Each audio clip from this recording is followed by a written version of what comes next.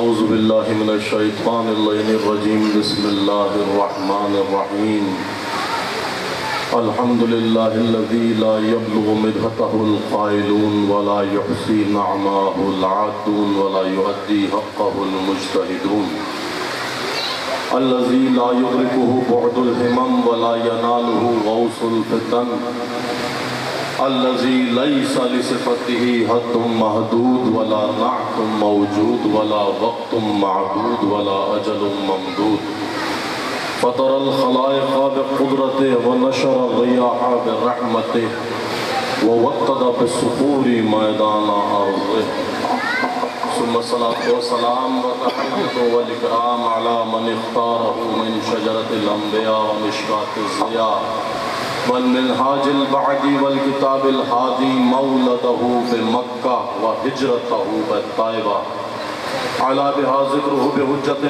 كافية وموعظة شافعة أرسله بالدين المشهور والعلم المعصور والكتاب المسطور والنور الصعق وضياء اللامع مولانا ومولى الثقلين جد الحسن والحسين بالقاسم محمد الله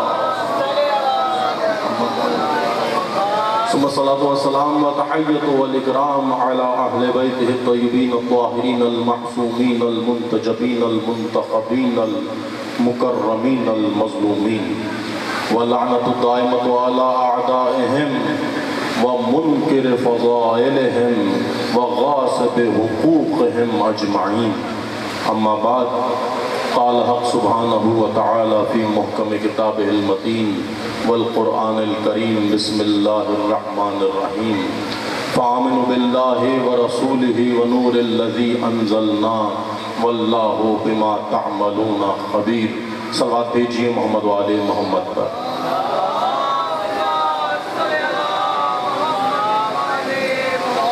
عزاداران سید الشہداء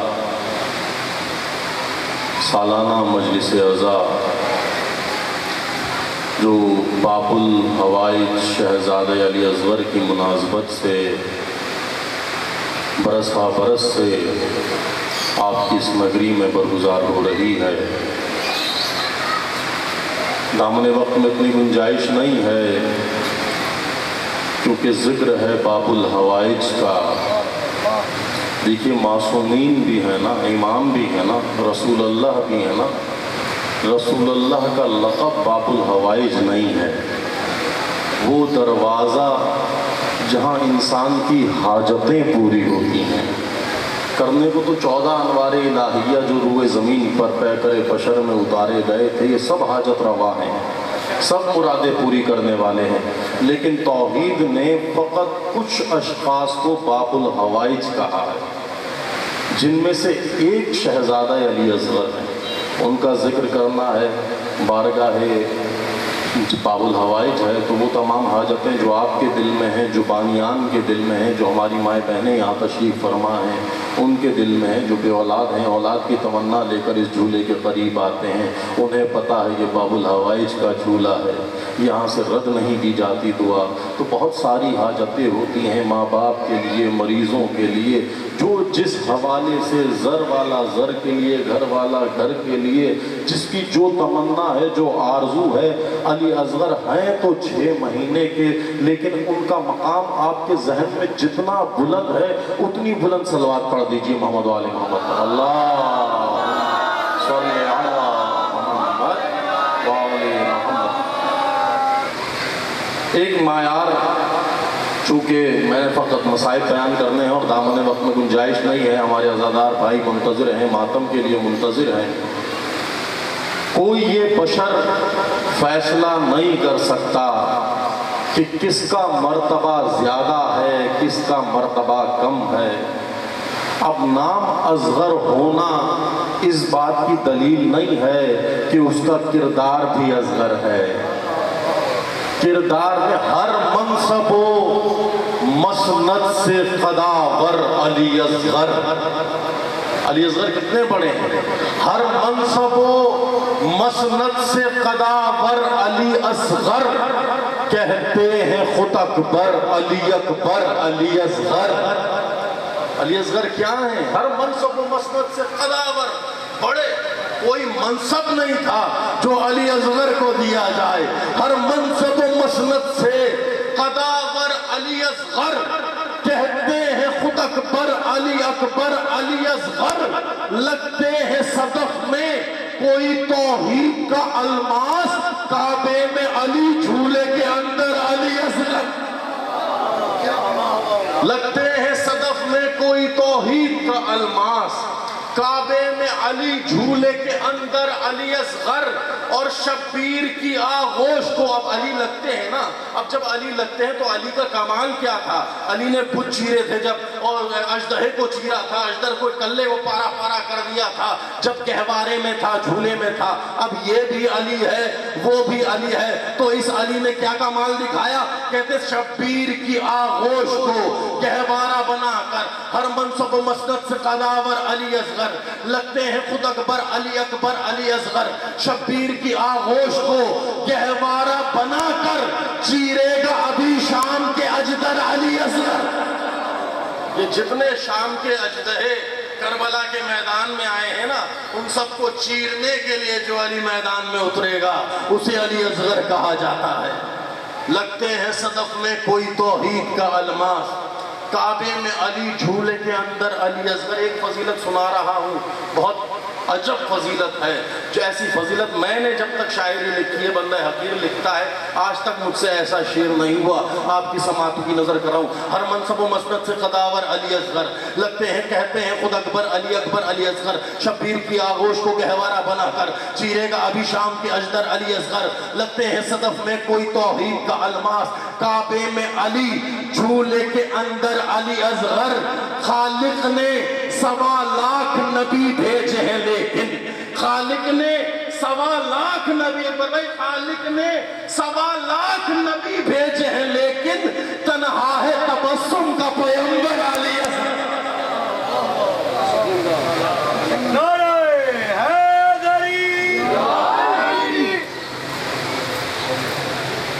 لگتے ہیں صدف میں کوئی توحید کا الماس، کعبے میں علی جھولے کے اندر علی اصغر۔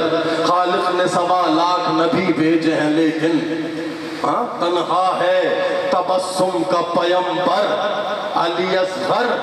دروازہ حاجات ہیں جو چاہیے مانگو، اس فرش پر آ گئے ہو نا باب الحوائج کے، میں کہتا ہوں دروازہ حاجات ہیں جو چاہیے مانگو، دے دیں گے جدا سب کو مقدر علی اصغر، دے دیں گے جدا سب کو مقدر علی اصغر۔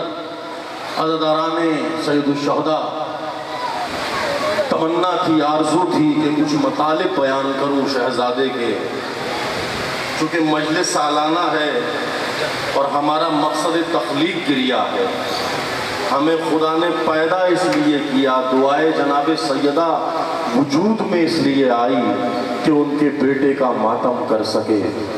ہمارا آپ کا مقصد تخلیق اس فرش عزا کو اپنے اشکوں سے رونق بخشنا ہے۔ بارگاہ امام مظلوم میں پرسہ پیش کر رہے ہیں، اور ایک ایسی شخصیت کی شہادت پڑھنی ہے کہ جو ایک دفعہ شہید نہیں ہوا، جو کربلا کے میدان میں بار بار شہید ہوا، ایک ایسا شہید جو سن میں سب سے چھوٹا تھا، لیکن مرتبہ شہادت میں اتنا بڑھ گیا، کبھی تیر سے شہید ہوا تو کبھی خنجر سے شہید ہوا تو کبھی نوک نیزہ پر بلند ہو کر شہید ہوا۔ جناب علی اصغر کا سندھت 12 دن جب امام حسین 28 رجب کو کربلا کے لیے روانہ ہو رہے تھے، حسین نے سب کو ودا کر دیا۔ قیامت کا منظر تھا، بچے بہنوں سے بہت زیادہ مانوس ہوتے ہیں، جو کم سن ہونا آپ نے دیکھا ہوگا، چھوٹے بچے اپنی بہنوں کی آغوش میں بڑا گھمک کر لپکتے ہیں۔ کہتے ہیں امام حسین جب سب کو ودا کر رہے تھے تو حسین کی ایک دکھیا، ایک غمزدہ بیٹی جو اس عالم میں بیمار تھی جب حسین مدینہ چھوڑ رہے تھے، जनाब सोगरा कहा जाता है। कहते हैं जब सबसे विदा कर दिया और ये कारवान चलने लगा, कहते हैं कि नाकों के पीछे पीछे किसी के चलने की आवाज़ आई। हुसैन ने कहा अब्बास देखो ये नाकों के पीछे पीछे कौन आ रहा? कहा मौला कोई खातून है सिया बुर्का पोश जो आपके काफिले के पीछे पीछे आ रही है। कहा अब्बास कारवान को रोको, पूछो ये कौन है। कहा कारवान को रोका गया, उतर कर जब सवाल किया गया ना ए मस्तूर तू कौन है? कहते हैं मस्तूर ने जब अपने चेहरे से पर्दा हटाया तो क्या देखा? हुसैन की वही बीमार बेटी हुसैन जिसे मदीने में छोड़कर जा रहा था कारवान के पीछे पीछे आ रही थी। कह रही थी बाबा मेरा अली असगर बहुत छोटा है, करबला का तपता सहरा होगा, 3 दिन की भूख होगी, प्यास होगी, मेरा असगर बर्दाश्त नहीं कर सकता। कहते असगर को विदा करने के लिए सुगरा ने अपनी आगोश में लिया। कहते अपनी बाहें असगर ने सुगरा की बाहों में डाल दी। कहते जुदा ना हुआ 6 महीने का नूरे नजर। सकीना का ये भाई अपनी बहन की आगोश नहीं छोड़ता। कहते इमाम हुसैन करीब आए, अपनी आगोश में लेना चाहा। कहते जनाबी अली असगर नहीं आए। यके बाद दीगर मस्तूरात आती चली गई। मैं अज़ादारों से कहूँगा 2 मिनट मसाइब बयान हो रहे हैं, ये मुसीबत सुनने पर खुल कर गिरिया कीजिएगा, खुलकर मातम कीजिएगा शहजादे का। कहते कि बार बार मस्तूरात आती रही, अली असगर किसी की आगोश में ना आए। अज़ादारों कहते इमाम हुसैन करीब आए, अली असगर के कान में कहा शहजादे अगर तू करबला नहीं आएगा तो हुरबला का सेशुमा तीर तेरे बाबा के सीने पर लगेगा। उसका सामना करने के लिए अली असगर ने फौरन सुगरा की बाहें छोड़ी, आगोश इमाम हुसैन में आए। अल मुख्तसर आजादारो वो तीर चला अली असगर के हुलकूम तक पहुंचा। आपने सुनी है ना शहादत जनाब अली असगर की कि अली असगर को सेशोबा तीर लगा। वो तीर जो हैवानों की गर्दन तोड़ने के लिए इस्तेमाल होता है, हुसैन के शीरखार पर चलाया गया। हुसैन का शीरखार शहीद हो गया, दुनिया से चला गया। कहते जनाब अली असगर का शहीद होना था, मुसीबत यहाँ तमाम ना हुई, कयामत खत्म यहाँ ना हुई कि अली असगर को तीर लगा। शाम गरीबा में जब खैमों को आग लगाई गई है ना और खेमे चले हैं, कहते अहले हरम एक खेमे से दूसरे खेमे में जाते थे, दूसरे खेमे से तीसरे खेमे में जाते थे। एक मस्तूर थी जो जले हुए खेमे में किसी झूले के पास बैठी थी, कह रही थी ये मेरे असगर की आखिरी निशानी है। ऐ ज़ैनब उम्मे कुलसूम, ये उम्मे रुबाब थी असगर की माँ जो असगर के झूले को बचाना चाहती थी, लेकिन अश्किया ने वो सितम ढाया, असगर की वो आखिरी निशानी भी चल गई। कहते शाम गरीबा में हर मस्तूर जले हुए खेमों के पास बैठी थी। ये सकीना और उम्मे कुलसूम थी जो खेमों से कुछ राख जमा कर रही थी। वो राख किसकी राख थी? वो शहजादा अली असगर के केवारे की राख। मातम हुसैन